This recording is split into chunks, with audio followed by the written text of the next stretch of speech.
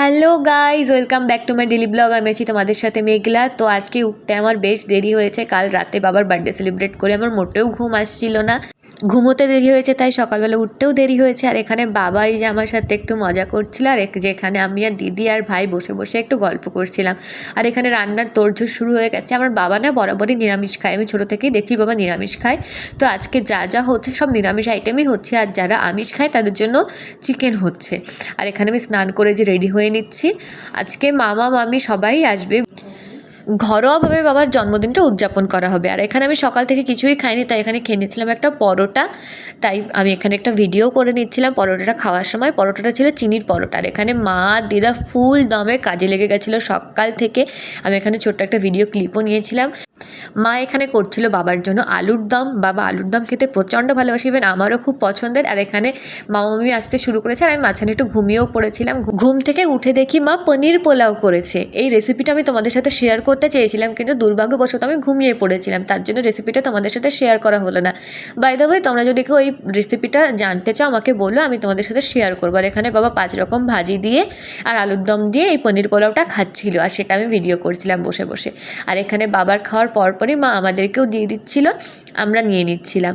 আর এটা নিয়ে আমি আর দিদি ঘরে চলে গেছিলাম। আর এখানে মামারা খেতে বসেছিল, আমি আর দিদি ঘরে বসে খাচ্ছিলাম। খাওয়ার পর বাইরে বেরিয়ে দেখি মেজো মামা মেজো মামি এসেছে এবং তারা খেতেও বসে গেছে। আর এখানে দিদা বোনকে খাওয়াচ্ছিল, আর এখানে বড় মামা দাঁড়িয়ে দাঁড়িয়ে কথা বলছিল। বড় মামার কিছুদিন আগেই গলায় একটা অপারেশন হয়েছে, তাই বড় মামা খুব আস্তে আস্তে কথা বলছে এখন।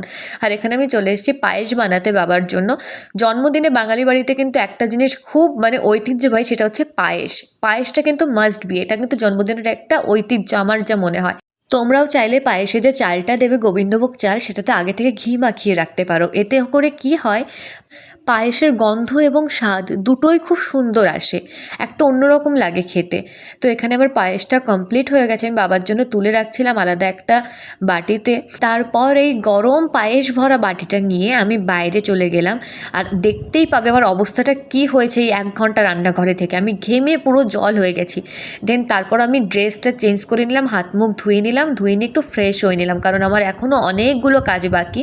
ঘর সাজানো বাকি, বেলুনগুলো দিয়ে কেক আনা বাকি, কেকটা আনতে যাবে ভাই, তো ওই সমস্ত করা বাকি, এখন অনেক কিছু কাজ আছে, তার জন্য আমি ফ্রেশ হয়ে নিলাম। আর এখানে যে চলে এসছে আমার ভাই আর বোন দুটো খেলছে। এরা যে এত দুষ্টু, যেটা ভাষায় প্রকাশ করার মতো না। আর এই যে ভাই এখানে কেক নিয়ে চলেও এসছে। এবার আমার আরও কাজ শুরু হবে। এই যে এখান থেকে ভাই এই যে বই খাতাগুলো সরাচ্ছে, টেবিলটা ফাঁকা করছে, আর এখানেও ঘড়ি শো করছে যে ওর কতগুলো ঘড়ি আছে। তো এখানে যে বেলুন ফোলানো শুরু হয়ে গেছে। আর এখানে আমি একটু পরেই দেখবে যে আমি ঘরটা সাজাচ্ছি। তো কাজ না শেষই হয় না, যেদিন কাজ থাকে সেদিন কাজ একটার পর একটা থেকেই যায়, কাজ যেন ফুরোতেই চায় না। তো এখানে আমি সাজাচ্ছিলাম ঘরগুলো, আর এই যে ভাইকে তুলে দিয়েছি ওপরের বেলুনগুলো লাগানোর জন্য। অন্যদিকে দিদির শরীরটা খারাপ থাকায় ও বেশি হেল্পও করতে পারিনি আমাকে। ও এসেছিলো দেখতে আমি কেমন করে সাজাচ্ছি। ঘরটা বেশি একটা বড় না, তার জন্য আমি খুব অল্পর মধ্যেই সাজিয়েছিলাম, অল্প কিছু বেলুন এনে তার মধ্যে সাজিয়েছিলাম। এখানে আমি পায়েস, ধান, দুব্বো সব কিছু এনে আস্তে আস্তে করে সাজিয়ে রাখছিলাম সব কিছু। যারা বড়রা আছে তারা বাবাকে আশীর্বাদ করবে তার জন্য। আর এখানে কেকটা বার করছিলাম, কেকটা বার করে আমি সব কিছু সাজিয়ে রাখছিলাম, ডেকোরেশন করছিলাম। কারণ বাবা মা আমাদের জন্য সবসময় কিছু না কিছু করতেই থাকে। তাদের স্যাক্রিফাইসগুলো আমাদের চোখে না পড়লেও সেই জিনিসগুলোর মূল্য অনেক বেশি আমাদের কাছে। তো তাদের জন্য আমরা যাই করি না কেন সেগুলো খুবই কম বলে মনে হয়। আর এখানে যে এই ঘরে সবাই মিলে খুব জোরে আড্ডা হচ্ছিল, সবাই মিলে ভীষণ মজা করছিলাম এখানে আমরা। আর এখানে যে ছোটো বাচ্চাগুলো ছিল, আমার ভাই বোনগুলো ছিল, ভীষণ মজা করছিলাম। আর এখানে দিদি যেন কী শুনে এরকম একটা রিয়াকশান দিচ্ছিল। দেন এখানে এসে ও শেষমেশ কাজে হাত লাগিয়েছিল। দেন এখানে এই যে ভাই এসে আবার নতুন একটা জামা পরে ট্রায়াল করছিল। আর এই যে আমার বার্থডে বয় আমার বাবা চলে এসছে এখানে। আর এখানে ফটোশ্যুট হচ্ছিল, ভাই তারপর বললো ওনাকে ভিডিও করছে, দিন তাই সেটা শুনে আমরা হাসাহাসি করছিলাম। আর এখানে এই যে আশীর্বাদ পর্ব শুরু হয়েছে, দাদু আশীর্বাদ করছিল বাবাকে প্রথমে পায়েস খাওয়ানোর জন্য। আর তারপর এসেছিল দিদা, আর দিদার পর আসছিল বড় মামা। আমার ঠাকুরদা ঠাকুমা কেউই নেই, দুজনেই গত হয়েছেন, তাই দিদা দাদুই বাবাকে আশীর্বাদ করেছে এবার জন্মদিনে। আর আমার ঠাকুরদা মারা গেছে অনেক দিন আগে, আর আমার ঠাকুমা মারা গেছে 2017-তে। তো এই যে এটা আমার বড় মামা এবার বাবাকে আশীর্বাদ করছে। তো আর আমরা ওই যে দাঁড়িয়ে আছি সবাই একটা ঘরের মধ্যে, এটা আমাদের ঠাকুরঘর, বেসিক্যালি ঠাকুরঘরে আমরা এই অ্যারেঞ্জমেন্টটা করি যে ঠাকুরের সামনে সমস্তটা হোক, সেটাই চাই, সব কিছু শুভ হোক, যেহেতু জন্মদিন একটা শুভ দিন হিসেবে আমরা গণ্য করি। যদিও সেটা শুভ কি না আমি সেটা বলতে পারবো না এক্স্যাক্টলি, কেননা সবাই সেটা আলাদা আলাদা ভিন্ন ভিন্ন মত পোষণ করে। এটা আমার বড় মামি যে এখন আশীর্বাদ করছে, এটা আমার বড় মামি। আর এই যে এসছে এটা আমার মেজো মামি। আর এই যে আমার মা এখন আসবে, আমার বাবা সমস্ত আর কি আমার মায়ের সাথে সব। আর তারপর মায়ের পরে আসবে ছোটো মামা। ছোটো মামার সাথে বাবার একটা আলাদা বন্ডিং, যেহেতু মায়ের ছোটো মামা, তাই বাবার সম্পর্কে শালা হয়, তার জন্য ছোটো মামার সাথে বাবার একটা আলাদাই বন্ডিং আছে। আর ছোটো মামার পরে আসবে ছোটো মামি। আর সবার শেষে বাবাকে পায়েস খাওয়াবো আমি আর দিদি একসঙ্গে। মা বাবা এমন দুটো মানুষ না, যাদের জন্য ছোট্ট কিছু করতে পারলেও না নিজেদের মনে একটা আলাদা রকমের ভালো লাগা কাজ করে, আলাদা রকমের একটা অনুভূতি কাজ করে। তো মা বাবার জন্য কিছু করতে পারলে সত্যিই নিজেকে খুব লাকি মনে হয় যে মা বাবার জন্য একটু তো কিছু করতে পারছি। তো এর পরের ভিডিও ক্লিপটা না আমি রাখবো, বাবার কেক কাটার ভিডিওটা। ওখানে হ্যাপি বার্থডে বলে আমরা যে বাবার কেক কাটার ভিডিওটা আমি রাখছি।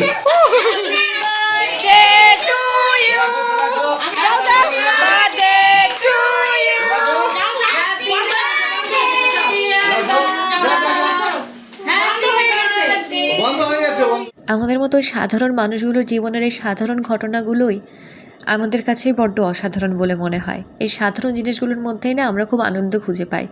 এই ছোট্ট ছোট জিনিসগুলোর মধ্যে আমাদের কাছে চরম আনন্দ লুকিয়ে থাকে। এই আনন্দগুলোর বলতে গেলে সত্যি কোনো ভাগ হবে না। এই ছোট্ট আনন্দগুলোর মধ্যে যে কত খুশি লুকিয়ে আছে, কত সুখ লুকিয়ে আছে, সবাই মিলে একসাথে যে এই যে একসাথে আছি, একই বন্ধনে আবদ্ধ আছি, এই জিনিসটা যেন সারা জীবন থাকে।